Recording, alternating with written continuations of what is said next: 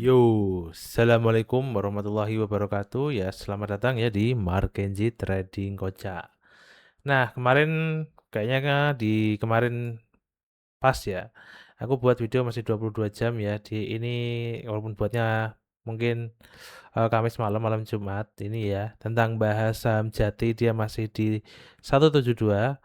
Nah, tadi dia sempat naik tinggi banget sampai 200-an dan akhirnya sekarang collapse. Ini dia sekarang sahamnya. Ya sebenarnya sih udah dekatin cut loss ya. Sebenarnya tadi aku udah apa namanya di sini sih saya pakai. Aku tadi udah TP di tanda ini sih coy. Di 196. Aku TP segini sekitar berapa lot tadi? Sekitar anggap aja seratusan lot lah. Untung meh 600 ribuan. Oleh ini pakai akun yang satunya ya. Di sini. Nah, terus sekarang gimana update-annya? Apakah masih layak untuk dikoleksi atau masih tinggal buang aja? Untuk saat ini ya, ya. Sebenarnya sih dia masih di uptrend, masih ada potensi naik. Tapi di sini kita lihat ya. Jadi sebenarnya masih di atas stick nih, masih bisa ada potensi naik juga sih ke sini sih.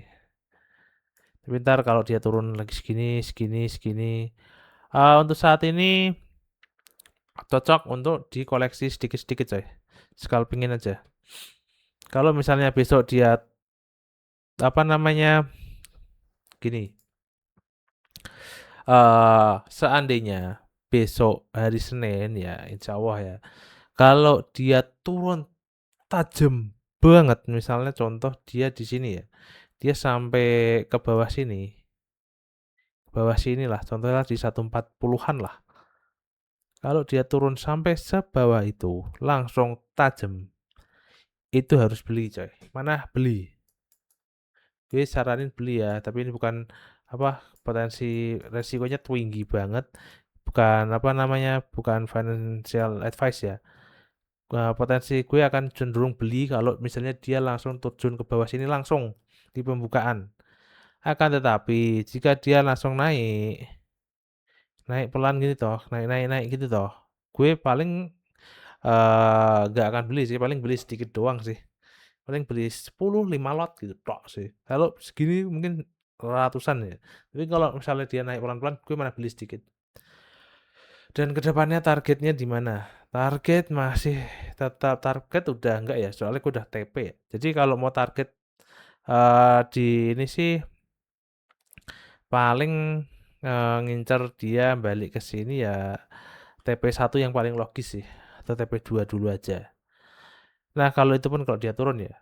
Jadi kita lihat Senin aja, kita lihat apa namanya perkembangannya. Kalau dari segi lainnya itu masih jadi MA berapa nih? MA 20, MA 10, MA 200-nya itu masih potensi uptrend. Jadi sih masih oke sih menurutku sih. Masih ada potensi dia untuk dia masih ada story harganya ya.